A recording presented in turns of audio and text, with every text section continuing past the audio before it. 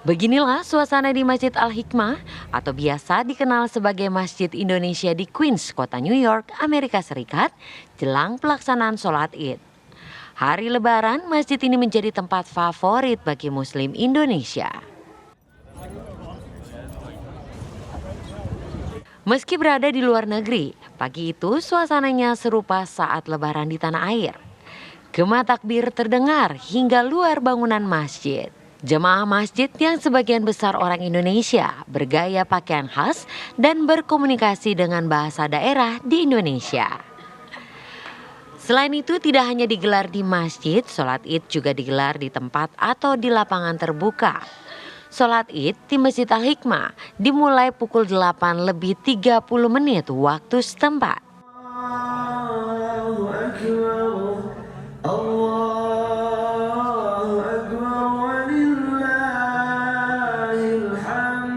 Pemirsa, saat ini saya sedang tidak berada di tanah air atau di Indonesia, namun suasananya sangat mirip sekali, bukan? Dengan suasana saat Lebaran di tanah air. Di lokasi tempat saya mengabarkan saat ini adalah di masjid milik warga Indonesia di kota New York. Dan baru saja tadi dilaksanakan ibadah sholat Id.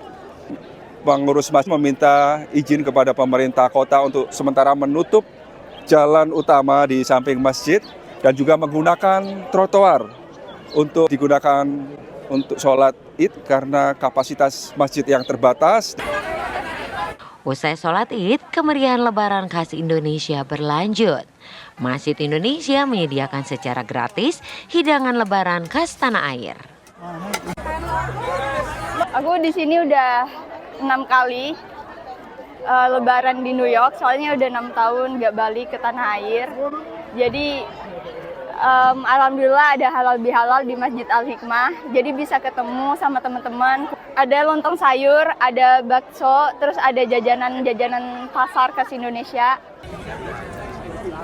Tidak hanya diaspora Indonesia, banyak juga jamaah dari berbagai negara yang mengantri untuk bisa menikmati makanan khas Lebaran.